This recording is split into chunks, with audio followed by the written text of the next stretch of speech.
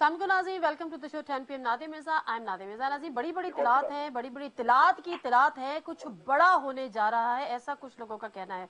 उन्हीं कुछ लोगों में इमरान खान साहब भी हैं जो कहते हैं कि अगले हफ्ता जो है वो सेलिब्रेशन का हफ्ता होगा। ऐसा क्या होने जा रहा है और आगे के हालात क्या होंगे, मुल्की सियासी माहौल क्या बन रहा है, और जो अच्छी खबरों की बातें हैं वो अच्छी खबरों की बातें क्या हैं, मुल्क में क्या अच्छा होगा, आवाम के लिए क्या अच्छा हो सकता है। बहुत सारी चीजें जो हमने जानी है। अवामी मुस्लिम लीग के सरबरा जनाब शेख रशीद साहब हमारे साथ मौजूद हैं। उनसे बेहतर हमें इसका तज्जिया कौन कर सकता है। अस्सलाम वालेकुम शेख साहब। वालेकुम अस्सलाम। शेख साहब, जब बात ये हो रही है कि कल जो है वो सुप्रीम कोर्ट का बेंच दोबारा से इसकी हियरिंग्स होंगी, इमरान खान साहब कहते हैं कि सेलिब्रेशन का वीक है। सर, कल क्या होने जा रहा है ऐसा? देखिए, मैंने अभी इमरान खान साहब से बात की है, रादर मुलाकात की है आधा घंटा पहले। मुझे सुप्रीम कोर्ट में जो मेरे सोर्सेज हैं, अभी तक तो जी इन्होंने एतराज दाखिल नहीं कराया। मैंने खान साहब से कहा कि ये डिलेइंग टैक्टिस इस्तेमाल करेंगे। ये मेरा हंच है, मैं कोई लायर नहीं हूं बड़ा। जो मैं सुप्रीम कोर्ट से इतलात की बुनियाद पर यह कह रहा हूं कि अभी तक इन्होंने, जब मैं आपका प्रोग्राम रिकॉर्ड करा रहा हूं, सुप्रीम कोर्ट में एतराजात दाखिल नहीं करवाए। इसका मतलब यह है कि ये कहेंगे जनाब हम पढ़ नहीं सके, हमारे बंदे दुबई गए हुए हैं असल कापियां लेने के लिए, हमारे बंदे जनाब फलानी जगह गए हुए हैं, हमें टाइम दिया जाए। इनकी डिलेइंग टैक्टिस, और ख्वाजा हारिस साहब बड़े काबिल एहतराम है। खान साहब ने मुझे कहा, क्योंकि मैं खुद अपना केस लड़ता हूं, उन्होंने कहा कि हमें ये डिलेइंग टैक्टिस जो है वो कौम को भी कबूल नहीं होंगे, हमें भी कबूल नहीं है। कौम जो है एक पुलिस रात से गुजर रही है, सियासत के पुलिस रात से गुजर रही है, और इस मुल्क में नवाज शरीफ की पार्टी जो है वो बेवकूफ़ों का टब्बर जो है वो सारा इस मुल्क में जोडो कराटे के मूड में है। वो लोगों को बुला रहे हैं, लेकिन ये नाकाम हुए थे बुरी तरह। जिस दिन मरियम बयान देनी आई थी, इन्होंने लाखों करोड़ों रुपया खर्च किया था, और अब भी ये कल के लिए कोई अच्छे इरादे और सोचें नहीं रखते। और मैं एक पॉलिटिकल वर्कर की हैसियत से कह रहा हूं, जो जो नवाज शरीफ को कह रहा है डट जाओ, उसका शुक्रिया। ये डटेगा, फंसेगा, कलेजा फटेगा, न्याज बटेगी, गोली अंदर होगी, और ये चोर उचक्के सारे जलंधर से, जाती उमरा से भी परे होंगे, और ये उस खड्डे में गिरेंगे, उस गड्ढे में गिरने जा रहे हैं कि फिर कोई ये ना कहे कि जनाब जमहूरियत को, लोग कौम सुन ले कि जमहूरियत की तबाही का मुजिब बनने जा रहा है नवाज शरीफ। वो कहता ना खेडांगे ना खेडन देंगे, कर लो जो कुछ करना है। तो फिर राह पे जाने तो वाह पे जाने, अल्लाह सोने दे हवाले, अल्लाह सोने के हवाले। और कोई तरीकाकार नहीं है, और कोई तरीकाकार नहीं है। नवाज शरीफ साहब, जो लोग, बल्कि फजलुर रहमान साहब को 1000 रुपया इनाम, जो काम आसान कर रहे हैं सारा, लोग समझ रहे हैं और नवाज शरीफ का साथ दे रहे हैं। तो फजलुर रहमान, जो आदमी ये समझ रहा है कि फजलुर रहमान डट जाने का, जो बार बार टीवी पे कह रहा है, वो डट जाने का नहीं, कलेजा फट जाने का कह रहा है। और फिर ये एक पूरी ट्रेल पड़ जाएगी, तीनों यक्के पड़ जाएंगे। कौम और मुल्क की तबाही के रास्तों में जितनी रुकावटें नवाज शरीफ साहब इकट्ठे कर सकते थे, खड़ी कर सकते थे, जीआईटी के खानदान को धमकियां दी, बेचारे जान बचा के मुल्क से बाहर चले गए। And I salute super 6 and the 5 जजेस। कौम को यकीन हो गया, जैसे चर्चिल ने कहा था वर्ल्ड वार के बाद, लोगों ने कहा तबाह हो गया है, खाने को नहीं है, बिजली नहीं है, पीने को नहीं है। उसने कहा इंसाफ मिल रहा है, उन्होंने कहा इंसाफ मिल रहा है, उन्होंने कहा मुल्क जिंदा रहेगा। अब इस मुल्क के जिंदा रहने का मुझे पहले भी यकीन था, और कामिल हो गया है। और कामिल इसलिए हो गया है कि इंसाफ ने अलम बुलंद किया, और इनके ताबूत निकला है सुप्रीम कोर्ट से, और इंशाअल्लाह सबूत निकले, अनकरीब ताबूत भी निकलेगा। खान साहब तो अगले हफ्ते की बात कर रहे हैं। मैंने खान साहब से दरखास्त की थी 4 से 6 हफ्ते का मार्जिन दे दें। 13 अगस्त को मैंने लियाकत बाग में जलसा रखा है। अच्छा। उसमें इंशाअल्लाह ताला सूरत हाल वाजे हो जाएगी। 13 अगस्त को ना हुई तो 6 सितंबर को हो जाएगी। दोनों जलसे तारीखी होंगे, और अवाम को बताएंगे कि इंशाअल्लाह चोरों को भगाएंगे मुल्क को बचाएंगे और उनसे भी पैसे वसूल करेंगे जिन्होंने नारा लगाया था कि मुल्क संवारो, कर्ज उतारो, मुल्क संवारो, पैसा संवारा हमारा बाहर अपने अकाउंटों में। हमें भूख, हमें इफलास, हमें बेरोजगारी, हमें सी पैक का ताना देते हो। हमसे ज्यादा चीन से तल्लकात का कौन हामी है इस मुल्क में? पर जिस रेट पे तुम अपने ही टेंडर कर रहे हो अपने अकाउंटों में। अब देखें, मैं कौम को एक बात समझाना चाहता हूं, 1 मिनट मुझे तसल्ली से दे दें। जी शेख साहब। इन्होंने बड़ी प्लानिंग के तहत सऊदी अरब में एक बेटे को भेजा। पैसों के मसले में, सियासत के मसले में परले दर्जे के बेवकूफ हैं। मैं इस उम्र में पहुंच के दुनिया में, सारी दुनिया में इतनी बेशर्म हुकूमत कभी नहीं देखी जो आज मैं देख रहा हूं। एक एक बच्चे के उन्होंने कपड़े टांग दिए हैं पोस्टमार्टम करके, यहां चोरी है, यहां पैसे हैं, यहां पैसे हैं। कोई दुनिया में, कल फ्रांस के सदर को सजा हुई है जी, जेल गया। ये पिछले हफ्ते की बात है। पाकिस्तान में उसने कमीशन खाई फ्रेगेट्स की केसेस में, शिप्स में। 10 दिन पहले चीन के वजीर रेलवे को सजाए मौत हुई है। मेरा ख्याल है इस मुल्क में भी एक ऐसा इनकलाब आना चाहिए। हराम खोरों को चौकों में सजाएं दी। एक 10 किलोमीटर का जो टुकड़ा बना रहे हैं सी पैक का, उसका रेट कहते हैं जी, लगा लें अप्रोक्सीमेटली 60 करोड़ है। अगले 10 करोड़ का 90 करोड़ है। अगर इसका 10 अरब है या 60 अरब है, अगले का 90 अरब है। सारी कौम को बेवकूफ बनाया जा रहा है और सारे इनके अकाउंटों में माल जा रहे हैं। और इमरान खान सही कहता है कि इनको ईसीएल में डालो और ऐसे ऐसे केस निकलेंगे। जनाब, अभी तो एक ब्रिटिश वर्जन को रोते हैं, अभी तो दुबई से सिर्फ एक निकली है और इनकी ऑफशोर कंपनी और आने वाली हैं। आने दो सैफुर रहमान को पाकिस्तान में और शेख सईद को। अगर कोई हुकूमत, इनकलाबी हुकूमत, शेख सईद और सैफुर रहमान को गिरफ्तार करने में कामयाब हो गई, सारा कर्जा ये दोनों बंदे ही उतार देंगे, क्योंकि नवाज शरीफ के असल फ्रंटमैन ये हैं। चलिए ठीक है शेख साहब, जो अकाउंटेबिलिटी होनी है वो किस तरह से होनी है, पैसा वापस किस तरह से आना है, क्या डिस्क्वालिफिकेशन ही काफी है, इस पर तो मैं आपसे बात करूंगी। लेकिन जो सबसे पहले आपने बात की है कि इन्होंने अभी तक एतराजात जमा नहीं कराए, डिले टैक्टिक्स ये इस्तेमाल करेंगे, सर फिर इसका तोड़ क्या है आप लोगों के पास? बड़ा मुश्किल सवाल किया आपने। ये सुबह फैसला करेंगे, देखेंगे जजेस इस पे क्या करते हैं। अभी मैं दूंगा तो यही सारी ब्रेकिंग, मैं अभी यही ब्रेकिंग दे सकता हूं कि इस वक्त तक इन्होंने जवाब दाखिल नहीं किया, इसका मतलब है दाल में काला है। सर दूसरी तरफ ये भी तो हो सकता है कि वो सोच रहे हो कि क्या एतराजात खाली करें, क्योंकि जिस तरह से चौधरी निसार साहब के हवाले से इत्तलात आ रही हैं कि उन्होंने उनको आईना दिखाया है कि आपको जो इस किस्म के मशवरे दे रहे हैं वो आपको असल में डुबो रहे हैं। तो क्या ये तो नहीं कि रुक गए हो थोड़ी देर के लिए कि जी जरा एक दफा फिर रिव्यू कर लें? देखें, सुप्रीम कोर्ट ने चेयर से उठने से पहले हमें यह कहा साहब की रेपिटेशन नहीं होगी। इसका मतलब है कि अगस्त की छुट्टियों से पहले पहले ये फैसला देना चाहते हैं। इनके डिलेइंग टैक्टिस ये है, खुदा ना करे कोई हादसा हो जाए। आज ISPR के जर्नैल ने भी बयान दिया कि हम किसी साजिश में मुलव्वस नहीं है। देखिए, जिन प्राइम मिनिस्टर के हाउस के घर से फौज के खिलाफ साजिश हो सकती है और आर्टिकल छप सकता है, जिस नवाज शरीफ के घर से रोग आर्मी के इश्तहार निकल सकते हैं और दुनिया में छप सकते हैं, मैं हिस्टोरिकल बात कर रहा हूं, जिस नवाज शरीफ के सवाए ज़ियाउल हक के जो उनका बावा अमजद था और बावा क्या होता, जो मर्जी कहें, उर्दू मेरी नाकस हो रही है इस वक्त, रूहानी बाप भी कह सकते हैं।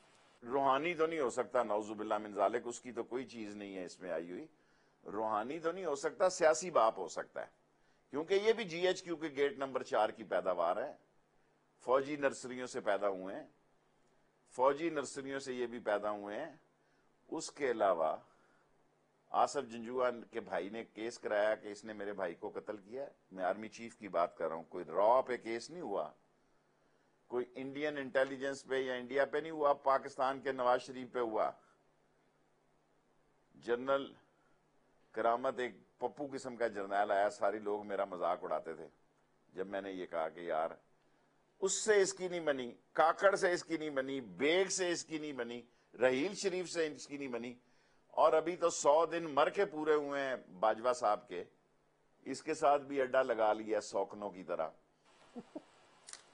क्या यार, तुम अच्छा सियासतदान हो?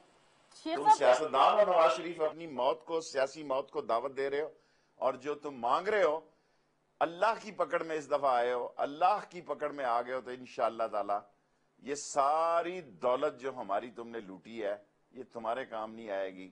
इंशाअल्लाह ताला अपने अंजाम को पहुंचोगे। अब आप सवाल करें। शेख साहब आप जो कह रहे हैं कि सियासी मौत को, तो हो सकता है वो वाकई सियासी शहीद ही होना चाह रहे हो। मैं आपसे इस बारे में बात करूंगी। शेख साहब मुख्तसर साहब ब्रेक लेने दीजिएगा, वापस आती हूँ।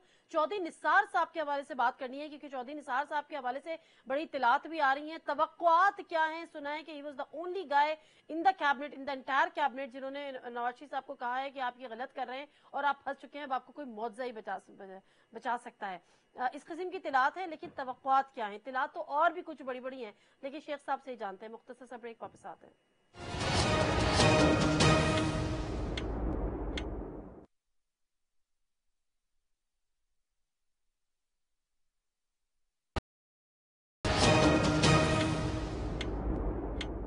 जी नाज़रीन, प्रोग्राम एक दफा फिर खुशामदीद आपको कहते हैं। शेख साहब, चौधरी निसार साहब के बारे में क्या इत्तलात है और आपको उनसे क्या तवक्कुआत है? आज आप मुश्किल सवाल कर रही हैं। चौधरी निसार के साथ मैं 2-3 कैबिनेट्स में रहा हूं। वो मुश्किल आदमी है, वो मुश्किल आदमी है। मेरे हलके में रहते हैं, मेरे हलके में उनका घर है। मेरा ख्याल है express train never waits the passenger, ये मैंने चौधरी निसार को पहले कहा था। ट्रेन छूट चुकी है जी स्टेशन से, और चौधरी निसार को एक फैसला बहुत पहले कर लेना चाहिए था। अगर चौधरी निसार को जो अपॉर्चुनिटी हासिल थी मुझे हासिल होती, तो मैं इस वक्त धड़न, देखें मुझे 2 अपॉर्चुनिटियां हासिल हुई। एक अपॉर्चुनिटी हासिल हुई for leader of opposition. Imran Khan मेरे साथ खड़ा था, उसकी पार्टी जो है वो मेरे साथ नहीं खड़ी थी, मुझे 4 वोटें चाहिए थी। मैं लीडर ऑफ अपोजिशन होता तो इस वक्त अबूरी प्राइम मिनिस्टर भी ले आया होता, चोरों के खिलाफ एक इलेक्शन भी इंसाफ पे मुबनी करा चुका होता। निसार के पास एक अपॉर्चुनिटी थी कि उसके पास एक बड़ी तादाद उस वक्त एमएनएस की मौजूद थी, वो मिस कर दी उसने। कब क्योंकि की बात बड़ा है ये शेख साहब? ये कब की बात कर रहे हैं आप? सालिक हो गया काफी, जब मसले इनके खिंचाव तनाव गए तो निसार। लेकिन एक ऐसा वक्त आ गया है कि नवाज शरीफ ना निसार पे यकीन करता है, ना डार पे करता है, ना शहबाज पे करता है। 188 मेंबर हैं जी मुस्लिम लीग नून के, इसमें से 35 मखसूस नशिस्तों की ख्वातीन है, 6 जो हैं वो नॉन मुस्लिम जो कहते हैं अकलीती जो हैं। पीछे रह गए 141 या 47 या 46। इसमें 40 मेंबर ये हैं, वो हैं जो मुशर्रफ से नवाज शरीफ की तरफ आए। इसमें पता ना आपको, जनूबी पंजाब में ऐसे कैंडिडेट भी थे जो आजाद लड़े, जिन्होंने नून को भी शिकस्त दी और बल्ले को भी शिकस्त दी, वो बाद में नून में शामिल हो गए। ये घड़े पे लड़े कुछ जनूबी पंजाब में, और सिंध में डाची पे लड़े। इनकी तादाद जो है मुशर्रफ की और इन लोगों की मिला के, जो कि 40 से 44 है, चलो जी 35 से 44 लगा लें आप, 10 का मार्जिन दे दें। ये तो सीटी बजने की देर है।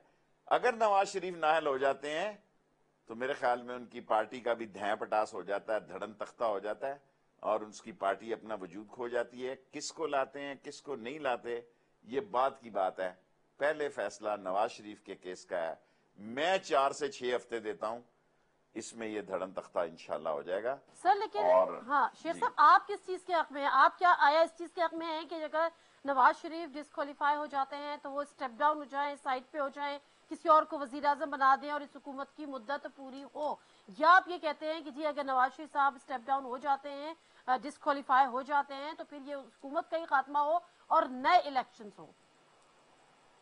मैं आपके प्रोग्राम में ऐसी बात कहूंगा सारी दुनिया मुझे खा लेगी। मेरे ख्याल में तो जी नवाज शरीफ लड़ाई लड़ने जा रहा है, उसने लड़ाई का फैसला किया हुआ है, सारे उसके टैक्टिस हैं। सुप्रीम कोर्ट में उसका चेहरा और है, उसके घर उसके कई चेहरे हैं, और मैं उसके चेहरे को जानता हूं। वो लड़ाई लड़ने जा रहा है और नवाज शरीफ से जमहूरियत को शदीद खतरा है। अगर उसने ये लड़ाई लड़ी तो ये सिस्टम समेटा भी जा सकता है। कौम इसको नवाज शरीफ सियासी मुजरम करार दे, क्योंकि पहली दफा मैं समझता हूं कि जमहूरियत भी जरूरत है और चोरों का जेलों में जाना भी जरूरी है। लेकिन नवाज शरीफ जो है साजिश साजिश साजिश, मास्टरमाइंड। वो मैं क्या अगर नवाज शरीफ के खिलाफ कोई गैर मुल्की साजिश हो तो मुझे फख्र हो कि मेरे मुल्क में एक ऐसा लीडर है जिसके खिलाफ इंटरनेशनल साजिशें होती हैं। और बाबा हम छोटे छोटे वर्कर हैं, हमें ताना देते हो कि एक सीट का ये लीडर है शेख रशीद। सुपर पावर ने जहाज से 2 दफा उतारा है कनाडा जाते हुए कि शायद वायरल ही ना फैला दे, कोई वायरस ही ना फैल जाए अमेरिका में। तुम्हारे खिलाफ साजिश होगी, तुम खुद अपने खिलाफ बड़ी साजिश हो। ये तो इस मुल्क की बदनसीबी है कि इस मुल्क को अक्सरियत राय से चोर सियासतदान मिले, बेईमान सियासतदान मिले। एक ने लूटा, जो रह गया दूसरे ने लूटा, तीसरे ने नई स्ट्रेटजी से निकला। एक आदमी इमरान खान ने मेहनत की है, हिम्मत की है, अवामी मुस्लिम लीग शेख रशीद उसके साथ खड़ा है और उसने टक्कर लेके साबित किया है, जिस तरह इन 6 सुपर ब्यूरोक्रेट्स ने साबित किया है 18-19 ग्रेड के कि अभी पाकिस्तान जिंदा है। 5 जजों ने साबित किया है कि इंसाफ हर हाल में मिलेगा। इसी तरह इमरान खान ने एक लड़ाई लड़ी है चोरों के खिलाफ।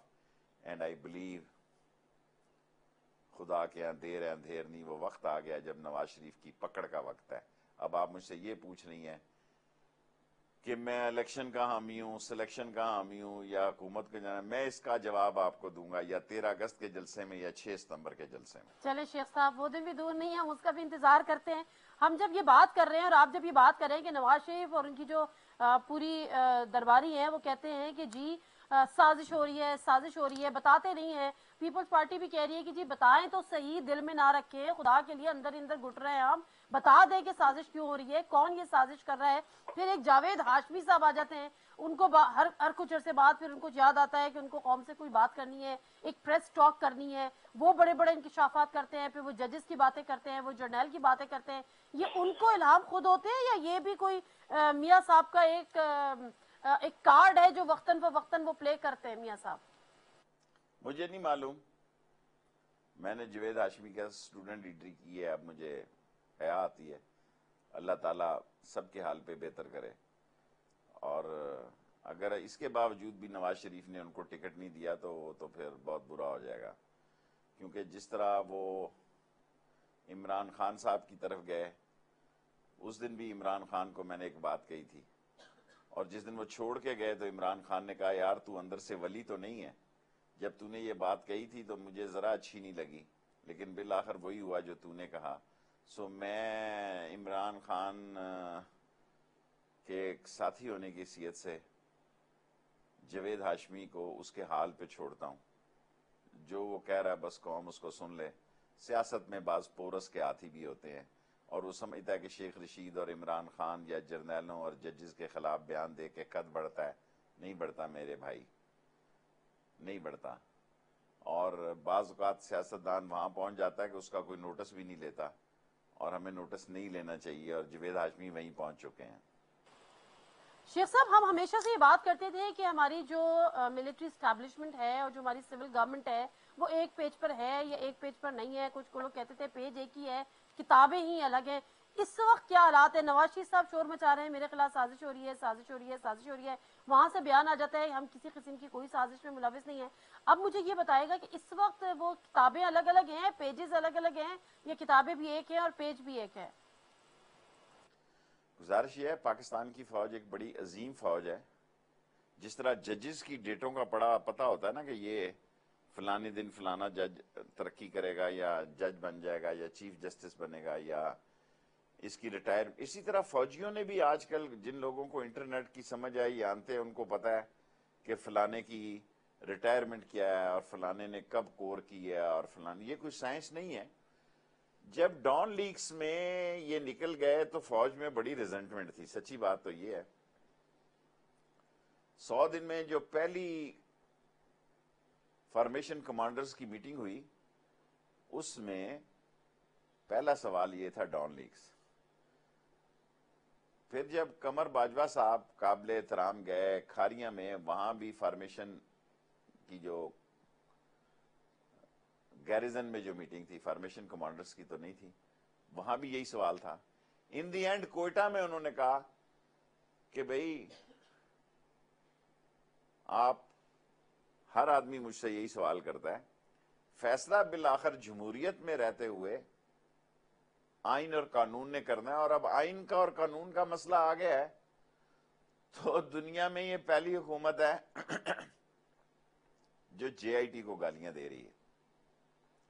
आप ये सुनकर हैरान होंगे, असल में जेआईटी को गालियां नहीं दे रहे, जजेस को दे रहे हैं।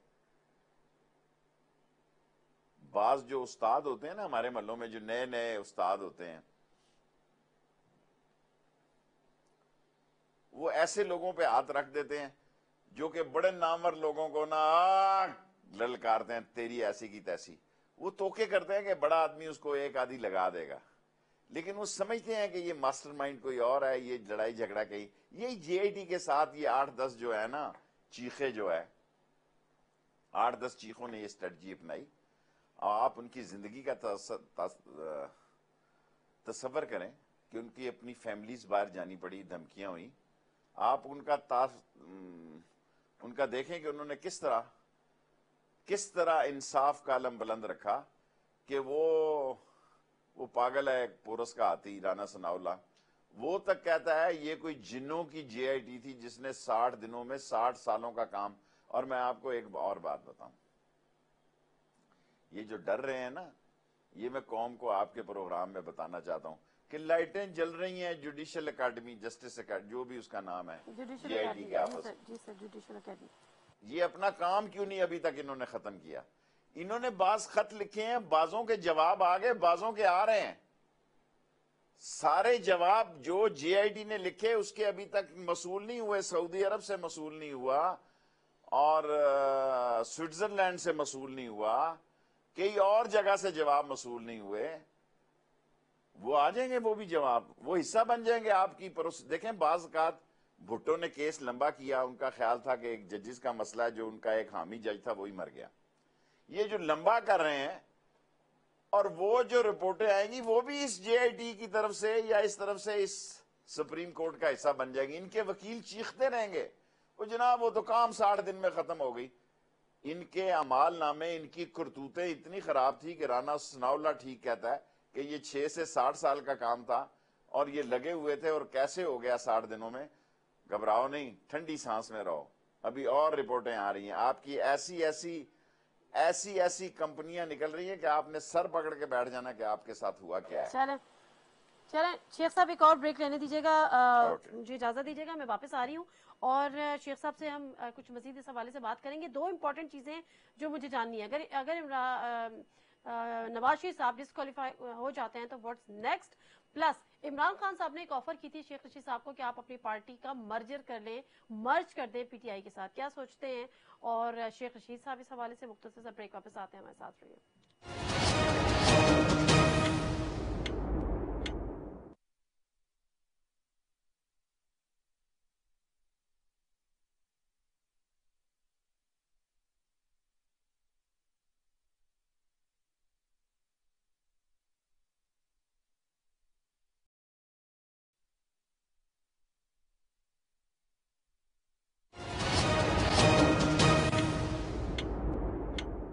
जी नाज़रीन, प्रोग्राम एक दफा फिर आपको खुशामदीद कहते हैं। शेख साहब, इससे पहले कि मैं आपसे पूछूं कि क्या आप पीटीआई में अपनी पार्टी मर्ज करेंगे या नहीं करेंगे, मैं जरा ये चैप्टर क्लोज कर लूं कि मुझे बताएं, अगर नवाज शरीफ साहब डिस्क्वालीफाई हो जाते हैं तो फिर व्हाट नेक्स्ट? इत्तलात थी मरियम नवाज शरीफ की, फिर कुलसुम नवाज की, फिर शहबाज शरीफ की, अगला वजीर आजम कौन हो सकता है?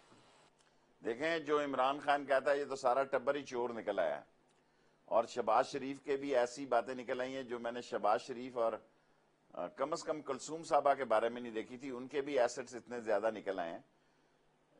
अगर नवाज शरीफ नाअहल होते हैं तो अब तो देखें ना, नेल्सन और नेस्कॉल का जो केस आ गया उसमें मनरवा की ये खुद बेनिफिशरी हैं, मरियम साहबा जी।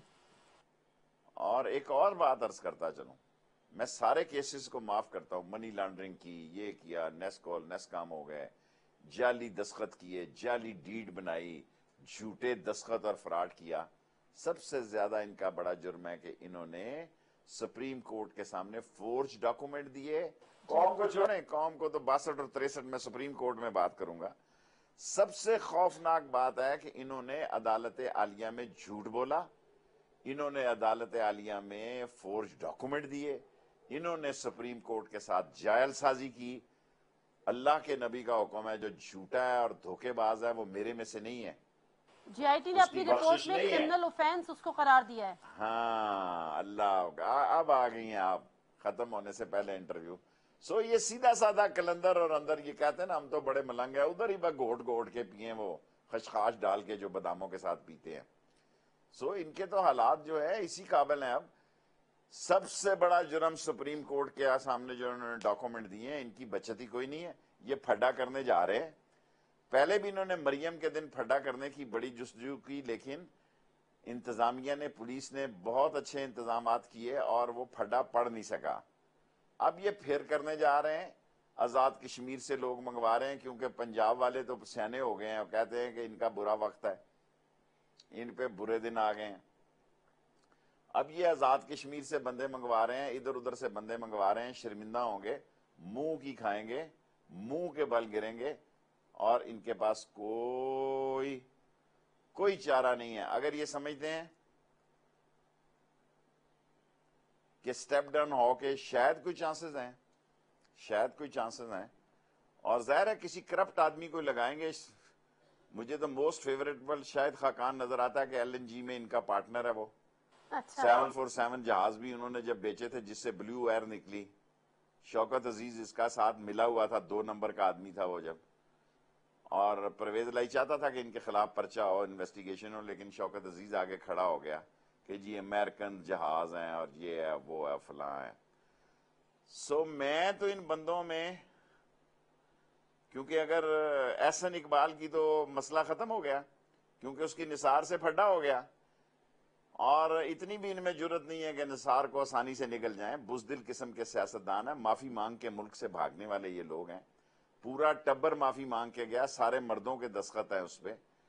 10 दिन जो जेल नहीं काट सके। हमें मां का जनाजा छोड़ के घर में 7 साल कैद काटी, 3.5 साल के बाद रहाई हुई।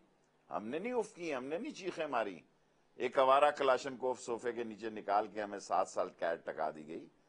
हमने नहीं माफीनामे लिखे, मौत कबूल थी।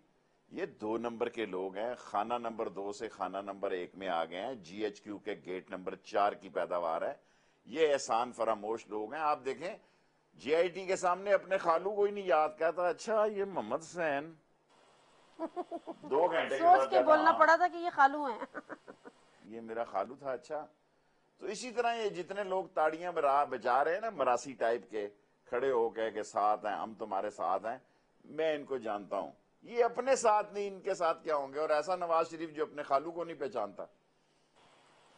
अच्छा शेख साहब, मैं अच्छा पहले ये पूछ लो आपसे, अगर आप इजाजत दें, कि आप अपनी पार्टी मर्ज करेंगे PTI के साथ? इमरान खान साहब ने आपको कहा है। देखें, इमरान खान साहब तो मोहब्बत है, दोस्ती है।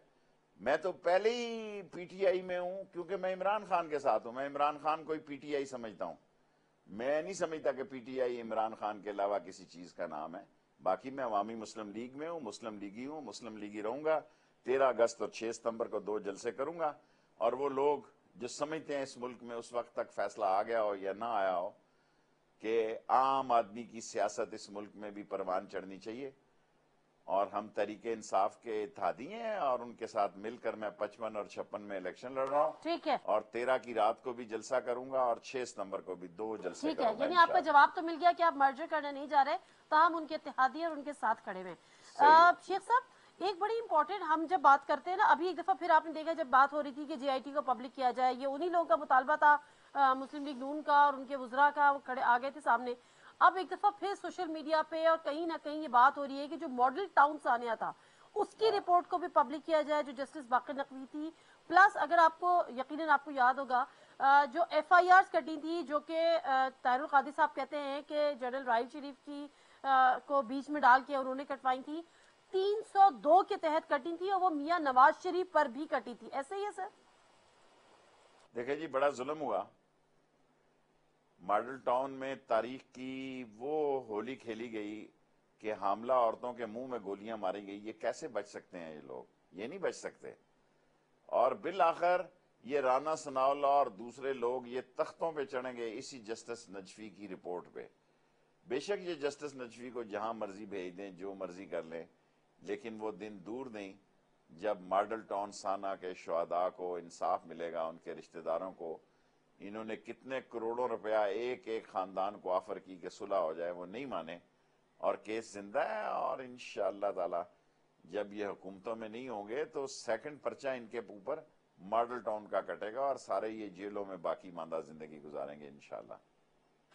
शेख साहब, ये जो बड़ी तादाद में पीपल्स पार्टी के ऐसे शख्सियात जिनके ऊपर बड़े बड़े नैब के केसेस भी हैं, जिन पे करप्शन के केसेस भी हैं, उनकी शमूलियत पीटीआई में, आप इसको एक अच्छा अमल समझते हैं?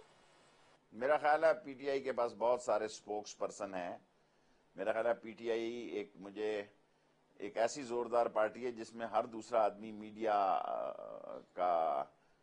को समझने वाला है। और मीडिया जो है वो क्या होता है, मीडिया कोऑर्डिनेटर, या आप उन्हीं से सवाल करें, मैं मुनासिब नहीं समझता इसका जवाब देना। वो अपनी पार्टी को डिफेंड करें बेहतर। इमरान खान की हद तक सवाल हो तो मैं हाजिर हूँ, बाकी उनकी पॉलिसी और फैसले उनके पास। सर, तो ये फैसले भी तो इमरान खान साहब के ही है ना? ये अच्छा चले, अगर मैं इसको रीफ्रेस करूं, मैं कहूं कि इमरान खान के ये जो फैसले हैं इससे आप मुत्तफिक हैं?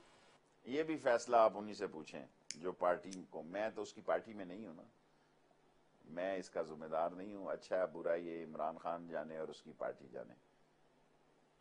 अच्छा, शेख साहब, आखिरी एक का सवाल है जिस हवाले से मुझे बात करनी है। कराची में आप आए थे, PS 114 की इलेक्शन कैंपेन का आप हिस्सा बने थे, पीटीआई के कैंडिडेट को सपोर्ट करने, लेकिन कराची वालों ने पीटीआई को रिजेक्ट कर दिया।